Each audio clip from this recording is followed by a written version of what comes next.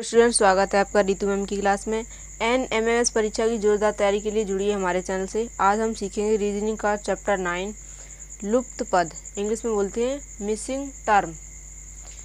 तो पहले इसकी परिभाषा देखते हैं, लुप्त पद किसे कहते हैं। तो परिभाषा मतलब डेफिनेशन, जब संख्याओं या अक्षरों को एक या अधिक आकृतियों में विभिन्न स्थानों पर, ठीक है, आकृतियों में संख्याओं को या अक्षरों को विभिन्न स्थानों पर किसी विशेष नियम अनुसार लिखा जाता है तथा उनमें से एक स्थान खाली छोड़ दिया जाता है, उस खाली स्थान को उसी विशेष नियम अनुसार भरना होता है। ठीक है, लुप्त पद में क्या होता है, हमें कुछ आकृतियाँ दी होंगी, उनमें संख्या या अक्षर लिखे होंगे और एक आकृति ऐसी होगी जिसमें एक स्थान खाली होगा, वही हमें भरना होता है। ठीक है, तो यहाँ पर प्रश्न नंबर 1 हमें कुछ आकृतियाँ दी हुई हैं और उसमें संख्याएं लिखी हुई हैं। ठीक है, पहले हम इन दोनों के नियम को समझेंगे, उसके बाद उसी नियम के आधार पर से हम भरेंगे। ठीक है, तो यहाँ पर देखिए 3, 7 और 4, यहाँ पर बीच में 84 कैसे आ गए, तो कैसे करेंगे, 3 गुणा 4 गुणा 7 बराबर 3 चौकू 12, 12 सत्ते 84।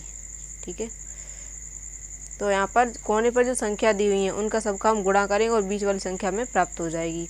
उसी तरह 5 दूनी 10, 3 30, 5 गुणा 2 गुणा 3 बराबर 30। इसी तरह हम इसे भरेंगे। यहाँ पर जो प्रश्नवाचक चिन्ह दिया हुआ है, 5 दूनी 10, 10 10 7 70। ठीक है, 2 गुणा 5 गुणा 7 बराबर 5 दूनी 10 और 10 7 70। तो यहाँ पर भर जाएंगे 70। ऑप्शन नंबर सी हमारा सही आंसर हो जाएगा। यहाँ पर हमें प्रश्न नंबर 2 दिया हुआ, इसमें हमें 3 आकृति दी हुई है और तीनों आकृतियों में संख्याएं लिखी हुई हैं। पहले हमें इन दोनों की समझना है। ठीक है, इनमें क्या नियम लागू हुआ है, 5 4 3 1 और बीच में 4 भरा गया। यहाँ पर हमें जिस आकृति में खाली स्थान दिया हुआ है उसमें बीच में खाली स्थान है। ठीक है, तो इसका मतलब है कि हमें इन संख्याओं के बीच नियम ज्ञात करना है कि क्या नियम लागू हुआ है, तभी हमें बीच वाली संख्या प्राप्त होगी। तो यहाँ पर देखिए 5 धन 4 धन 3 धन 1, इन्हें हम जोड़ेंगे। 5 और 4 9, 9 और 3 12 और 1 13, यहाँ पर आ गया 13। अब यदि हम इनके अंकों को जोड़ दें, 3 धन 1 बराबर 4 हो जाएगा, इसलिए यहाँ पर 4 भरा गया बीच में। ठीक है, अब यहाँ पर देखिए इनके अंकों को भी जोड़ेंगे, 2 धन 4 धन 3 धन 7। ठीक है, 4 2 6 और 3 9 और 7 16।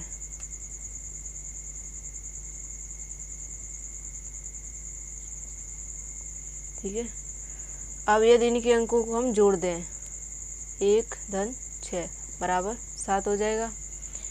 इस तरह से हमें बीच वाली संख्या प्राप्त हो जाएगी। तीसरी आकृति दी हुई है, इसके बीच की स्थानों को हमें भरना है। यहाँ पर प्रश्नवाचक के स्थान पर कोई संख्या भरनी है, तो इन संख्याओं को भी हम जोड़ेंगे। 5 और 4 9 और 3 12 और 8 20 हो गया। अब इनके अंकों को हम जोड़ेंगे। ठीक है, 20 में 0 जोड़ेंगे तो 2 ही रहेगा, तो ऑप्शन नंबर ए हमारा सही आंसर हो जाएगा 2। प्रश्नवाचक चिन्ह के स्थान पर हम भरेंगे 2। तीसरा प्रश्न दिया हुआ है जिसमें हमें 3 आकृति दी हुई है। ठीक है, तो पहले हम इन आकृतियों के नियम को समझेंगे। यहाँ पर देखिए 9 और 3 और 4 है, तो हम क्या करेंगे, इन अंकों को जोड़ेंगे। ठीक है, 9 और 3 12, 9 धन 3 और धन 4। ठीक है, 9 3 12 और 4 12 और 4 16। ठीक है, यदि हम इसके इसमें इसके इन संख्याओं के योग में 2 का भाग दे दें, 2 8 16, तो 8 आ जाएगा। इस तरह यहाँ पर 8 भरा गया है। ठीक है, दूसरी आकृति को समझेंगे। 5 और 5 10 और 2 12, इनका जोड़ कितना आ गया 12। इसके जोड़ में भी हम 2 का भाग दे दें, 2 6 12, इसलिए यहाँ पर 6 भर दिया गया है। अब इसे हम इन संख्याओं को जोड़ेंगे और जोड़ में 2 का भाग देंगे। 6 और 6 12 और 4 16 में 2 का भाग दिया, 2 8 16, तो 8 आ गया। ठीक है, ऑप्शन नंबर सी हमारा सही आंसर हो जाएगा। प्रश्नवाचक चिन्ह के स्थान पर भरेंगे हम 8। प्रश्न नंबर 4 दिया हुआ है, जिसमें हमें एक आकृति दी हुई है और उसके अंदर भी एक आकृति दी हुई है एक। ठीक है, तो यहाँ पर ये वृत्त है और अंदर एक वर्ग है। वृत्त में भी संख्या लिखी हुई है और वर्ग में भी। तो पहले हमें जो सा स्थान भरा हुआ है उसके नियम को समझेंगे। ठीक है, कि यहाँ पर कौन सा नियम लागू हुआ है, जोड़ हुआ है या घटाना या गुणा या भाग। ठीक है, तो यहाँ पर देखिए 2 और 1 और फिर 9 भर दिया गया, तो 2 धन 1 बराबर 3 हो गया। और 3 का हम वर्ग करें। ऐसे प्रश्न सॉल्व करने के लिए जोड़ घटाना गुणा भाग वर्ग वर्गमूल घनमूल कुछ भी हो सकता है। ठीक है, तो 2 और 1 3, 3 तरह का 9, यहाँ पर 9 भर दिया गया। उसी तरह अब यहाँ पर हम करेंगे 3 और 4 7, 3 धन 4 बराबर 7 और 7 का वर्ग कर देंगे, 7 49। ठीक है, उसी तरह ये भी किया जाएगा। 5 और 6 11, यदि हम 11 का वर्ग करेंगे तो 11 का वर्गमूल होता है 121। 11 का 11 में गुणा करेंगे तो 121 होगा। उसी तरह 7 का 7 में गुणा करें तो 49 हो जाएगा। 3 का 3 में तो 9। वर्ग का मतलब होता है उसी संख्या का उसी संख्या में गुणा करना। यहाँ पर इसी तरह इसको भी हम सॉल्व करेंगे और प्रश्नवाचक चिन्ह के स्थान पर संख्या को भरेंगे। ठीक है, 8 7 15, 15 का यदि हम वर्ग करें, 15 का 15 में गुणा करेंगे तो कितना हो जाएगा 15 का 225। ऑप्शन नंबर सी हमारा सही आंसर हो जाएगा। तो यहाँ पर हम भर देंगे 225। प्रश्न नंबर 5 दिया हुआ है, जिसमें हमें 3 आकृति दी हुई है। तीनों आकृतियों में संख्या लिखी हुई है। तो हम पहली आकृति में देखें कि क्या नियम लागू हुआ है। 13 और 18 और नीचे 31 हो गया। ठीक है, तो यदि 13 और 18 को हम जोड़ेंगे, 13 धन 18, 8 3 11, 1 और 1 2 और 1 3। ठीक है, यहाँ से जोड़ के 3 हो गया तो हो गया 31, इसलिए यहाँ पर 31 लिख दिया गया है। इसी तरह 23 और 32 को हम जोड़ेंगे, 23 और 32 को,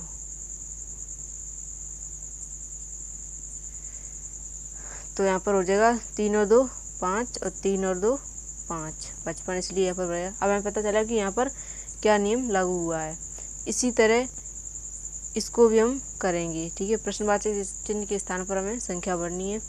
तो यहाँ पर 34 और 33 को हम जोड़ेंगे, 4 और 3 7,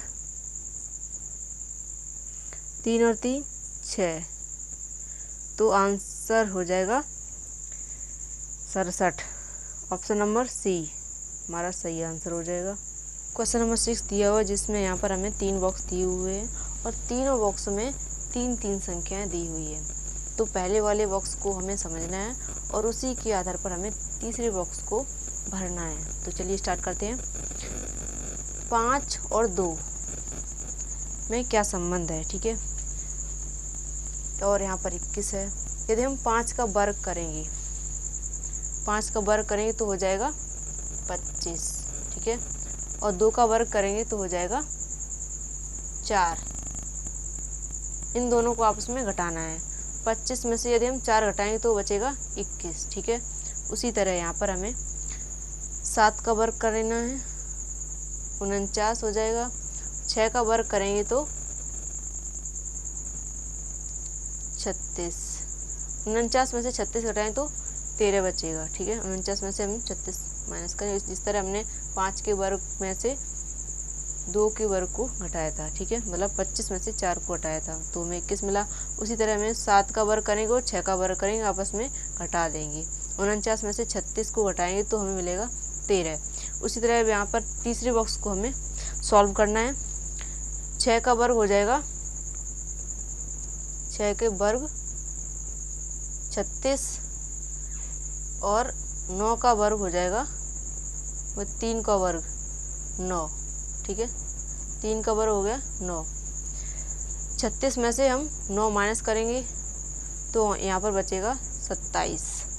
36 में से 9 घटाए तो 27 बचेगा। ऑप्शन नंबर ए हमारा सही आंसर हो जाएगा। प्रश्न नंबर 7 दिया हुआ है। यहाँ पर 3 आकृतियाँ दी हुई हैं तो पहली वाली आकृति को हमें समझना है। देखिए यहाँ पर 6, फिर 12, 18 और 30। इसका मतलब 6 इस तीनों से कुछ संबंध रखती है, उसी को हमें समझना है। देखिए यहाँ पर 6 दूनी 12, 6 तीन 18, 6 पंजे 30। इसका मतलब है 6 जो है इन तीनों को पूर्णतः विभाजित करती है। ठीक है, उसी तरह यहाँ पर 8 जो है इन तीनों को पूर्णतः विभाजित करेगी। 8 दूनी 16, 8 चौक 32, 8 पंजे 40। अब यहाँ पर तीसरी आकृति में यहाँ पर हमें ऑप्शनों में से 6, 9, 12, 18 इन चारों में से कौन सी संख्या लिखें जो इन तीनों को पूर्णतः विभाजित करेगी। यदि हम ऑप्शन नंबर ए को 6 को लिखेंगे तो क्या इन तीनों को पूर्णतः विभाजित करेगी। चलिए देखते हैं। छत्रंग 36, 36 18 और 6 27 को पूर्णतः विभाजित नहीं करेगी। ठीक है, इसलिए हम ऑप्शन नंबर ए नहीं लिखेंगे। यदि हम ऑप्शन नंबर बी 9 लिखेंगे तो क्या 9 इन तीनों को पूर्णतः विभाजित करेगी। 9 चौक 36, 9 दूनी 18, 9 तीन 27। ऑप्शन नंबर बी सही आंसर हो जाएगा। यहाँ पर हम लिखेंगे 9 जो है इन तीनों को पूर्णतः विभाजित कर रही है। ऑप्शन नंबर बी सही आंसर हो जाएगा। ऑप्शन नंबर 8 देखिए यहाँ पर 9, 17, 33। इसे कैसे सॉल्व करेंगे। यहाँ पर 9 में 2 का गुणा करेंगे, 9 दूनी 18 और 18 में से -1 करेंगे तो हो जाएगा 17।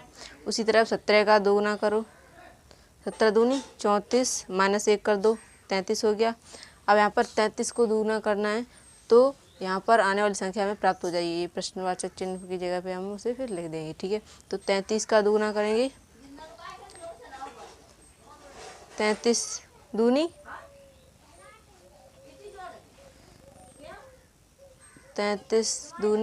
66। ठीक है, 66 में -1 करेंगे तो हो जाएगा 65।